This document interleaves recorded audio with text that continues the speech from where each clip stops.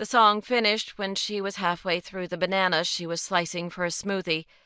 Almost immediately, there was a knock at her front door. She wiped her hands and crossed the room, checking the peephole. Ford. Great. She opened the door, wondering how long he'd been standing there. "It is a catchy song," he said, the corners of his mouth twitching. "Yep, long enough." With a sigh, she put her hand on the door.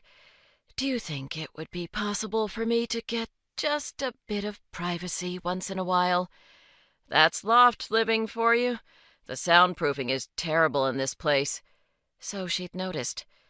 He took a step toward her, his blue eyes warm with amusement. "I have a proposition for you." "What kind of a proposition?"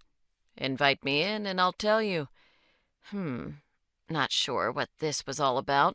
She kept one eye trained on him as she stepped back to let him inside her place.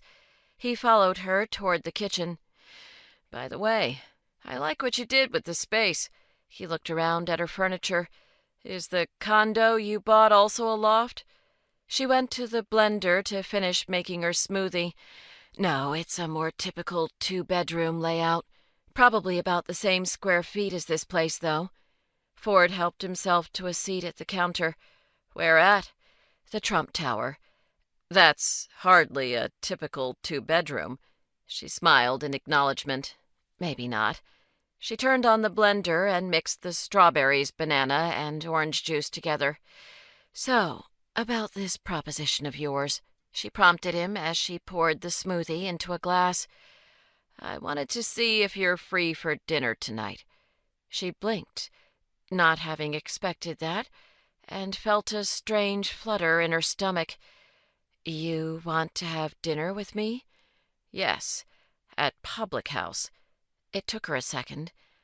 "That's the bar where Nicole met Peter Sutter." He nodded. "I talked to an FBI agent today about the situation. Based on some things he and I discussed, I think it would be helpful if you check out the bar with me."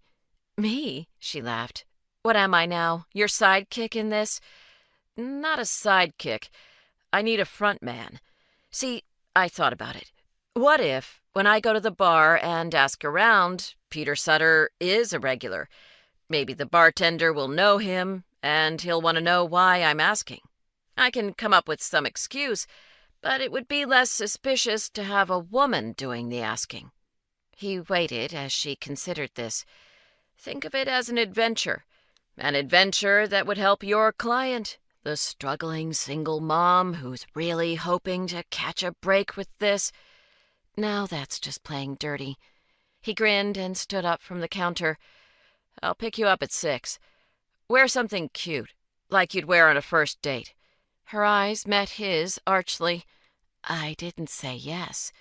He peered down at her, his voice a little huskier than usual.